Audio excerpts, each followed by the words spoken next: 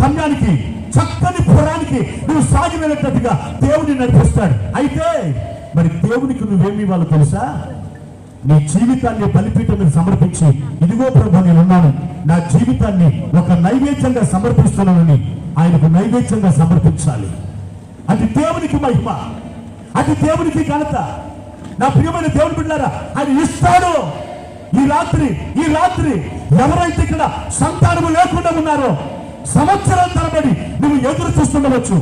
Doctors report ఇవ్వచ్చు. Doctors ఒక report దేవుని సపోర్ట్ కాదు. ఆయన నీ గర్భాలను కూడా తెరవగలడు. ఆయన మీ గర్భాలు తెరవగలడు, అద్భుతాలు చేయగలడు. నీకు ఆశీర్వాదకరమైన జీవితాన్ని ఆయన నీకు ఇవ్వగలడు. నా ప్రియ దేవుని బిడ్డలారా, అడుగు వాటికంటే, యోచించు వాటికంటే అద్భుతముగా దేవునికి ఇస్తాడు. ఇలాగనే ఇశ్రాయేల్ దేశంలో ఒకనొక రాజు ఉండేవాడు. ఆ రాజు గారి పేరు హిజ్కియా. చాలా మంచి రాజు. దావీదు తర్వాత యెహోషాపాతు ఎలా జీవించాడో, ఆ తర్వాత హిజ్కియా మహారాజు కూడా చాలా భయభక్తులు కలిగినటువంటి వాడు, దేవుని ఆరాధించేవాడు. ఒక రోజున ఇలాంటి ప్రవక్త ఒక ఆయన వచ్చేది ఆ హిజ్కియా దగ్గర అన్నాడు.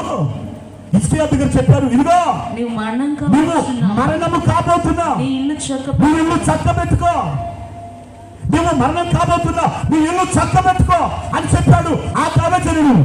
నా ప్రియ దేవుని బిడ్డలారా, ఒక దైవజనుడు, ఒక ప్రవక్త దేవుడు మాట్లాడాడు, దేవుని యొక్క స్వరం విన్నాడు. అతడు హిజ్కియా మహారాజు దగ్గరికి వచ్చి అంటున్నాడు, ఇదిగో రాజా, నువ్వు మరణము కాబోతున్నా, నువ్వు బ్రతకవు. మనం వినలేని ఒక కరుకైన మాటలు తెలుసా? అన్ని మాటలు వింటాం కానీ ఒకటి వినటానికి భయపడతాం మనం. అసలు వినవు, అది వినడానికే కష్టపడతాం. ఎవరైనా మాట పలిగితే నోరు మూసుకోరా, ఏం మాట్లాడుతున్నాం అని చెప్పి మనం ప్రశ్నిస్తాం, ఆక్షేపం చేస్తాం. అయితే దేవుని బిడ్డలారా, అది వాస్తవం.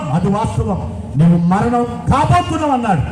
మరణాన్ని గురించి వినడం ఎవరికి ఇష్టం లేదు. జాబ్ వచ్చిందమ్మంటే ఇష్టమే, ఇదిగో కన్సీవ్ అయినవమ్మా అంటే ఇష్టమే, ఇదిగో నీకొక మంచి లోన్ వచ్చేసిందంటే అది ఇష్టమే. ఓ, ఆ రిపోర్ట్ లో నార్మల్ రిపోర్ట్ వచ్చింది అంటే ఇష్టమే. కానీ నువ్వు చనిపోబోతున్నావంటే ఎవరు ఇష్టపడతారా? కానీ అది కన్ఫర్మ్, అది వాస్తవం.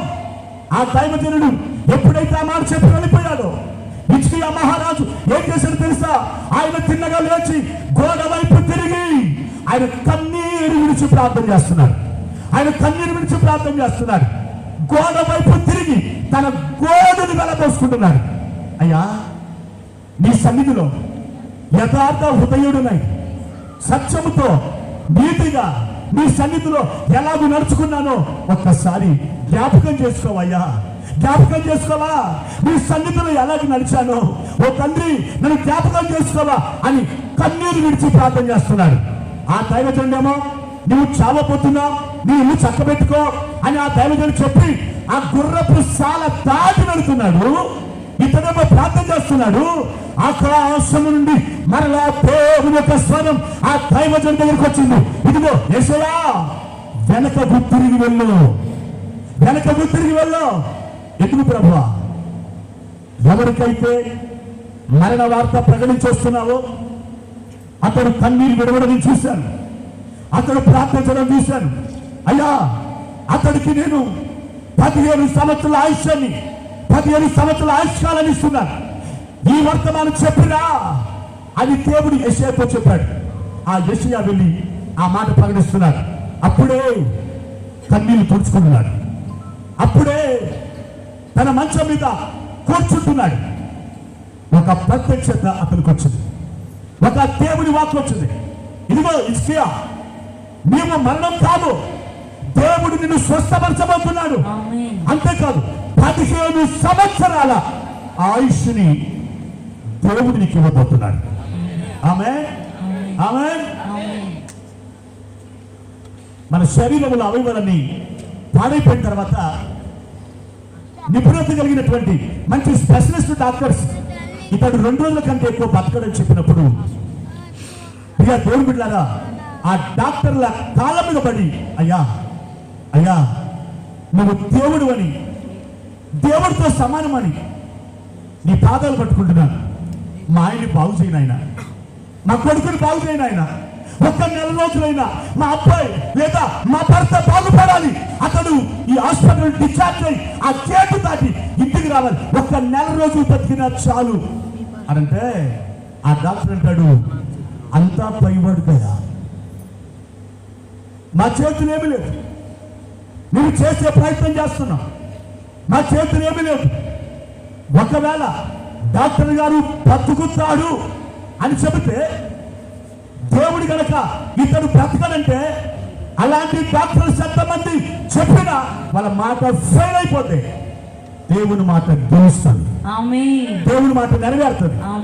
ఒకవేళ దేవుడు ఈ వ్యక్తి బతుకుతాడు అనంటే 1000 మంది డాక్టర్స్ ఇతడు బతకడు అని చెప్పినా ఆ మనుషుడు తప్పకుండా జీవిస్తాడు, తప్పకుండా బతుకుతాడు. ఎందుకంటే దేవుని మాట దేవుని మాటే, దేవుడు దేవుడే, ఆయన మాట జీవం గలది. హిజ్కియా ఇదిగో 15 సంవత్సరముల ఆయుష్ దేవుడు నీకు ఇవ్వబోతున్నాడు. వెంటనే ఆ వర్తమానం విన్న ఆ హిజ్కియా మహారాజ్ సంతోషించాడు, ప్రభువుని కనపరిచాడు, ప్రభువుని ఆరాధించాడు, అతడు బాగుపడ్డాడు, దేవుడు అద్భుతంగా స్వస్థపరిచాడు. ఎన్ని సంవత్సరముల ఆయుష్నిస్తాడు దేవుడు? 15 సంవత్సరముల ఆయుష్నిస్తాడు. నీకు విషయం తెలుసా నా ప్రియమైన దేవుని బిడ్డలారా, పరిశుద్ధ గ్రంథంలో 2వ రాజుల గ్రంథం ఒకసారి మీరు చూడండి. 2వ రాజుల గ్రంథం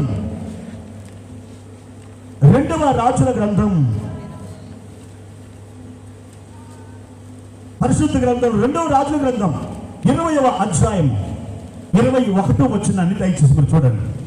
2వ రాజుల గ్రంథం 20వ అధ్యాయము 21వ వచనం. 2వ రాజులు 20వ అధ్యాయము 21. హిజ్కియా తన పితరులతో కూడా నిద్రించగా అతని కుమారుడైన మనష్షే అతనికి మారుగా రాజాయను. హిజ్కియా 15 సంవత్సరాలు బతికి ఆ తర్వాత చనిపోయాడు. అయితే హిజ్కియా స్థానంలో ఆ సింహాసనం మీద ఎవరు కూర్చున్నారు తెలుసా? ఆయన కుమారుడైన మనష్షే కూర్చున్నాడు. ఇప్పుడు ఒక ఎక్సలెంట్ మాట చెప్తాను మీకు. 21వ అధ్యాయం 1వ వచనం దయచేసి మనష్షే ఏలనారంభించినప్పుడు 12 ఏళ్ల వాడై యెరూషలేములో 55 సంవత్సరములు ఏలెను. మరొకసారి చదువుతారా మాట? మనష్షే ఏలనారంభించినప్పుడు. నా ప్రియ సహోదరులారా, సహోదరి, మీరు ఆ మాట చూస్తున్నారా? ఒక్కసారి ఆ మాట చూడండి. ఇప్పుడు మీరు చదవండి. మనష్షే ఏలనారంభించినప్పుడు 12 ఏళ్ల వాడై యెరూషలేములో 55 సంవత్సరములు ఏలెను. 55 సంవత్సరాలు అతడు ఏలెను. ఇక్కడ ఎవరైనా ఒక చిన్న మిస్టరీ ఉంది, చెప్పగలరా దేవుని బిడ్డలారా? దేవుడు హిజ్కియాకి ఎన్ని సంవత్సరముల ఆయుష్నిస్తానని చెప్పాడు ఆయన? ఏమండి అమ్మా, వెనక బిడ్డలు చెప్పండి. ఎన్ని సంవత్సరాలు? 15 సంవత్సరాలు. నా బ్రదర్స్, సహోదరులారా, ఎన్ని సంవత్సరాలు అండి? 15 సంవత్సరాలు.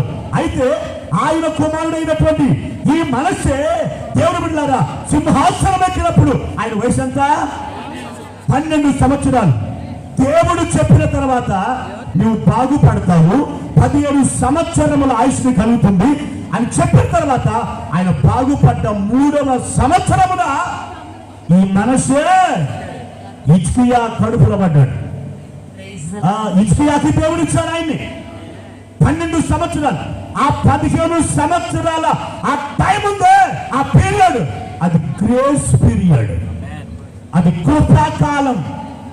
దేవుడు 15 ఏళ్ళు నీకు ఇస్తామని చెప్పిన ఆ గ్రేస్ పీరియడ్ లో, ఆ కృపాకాలంలో కడుపున పడ్డవాడే ఈ మనష్షే.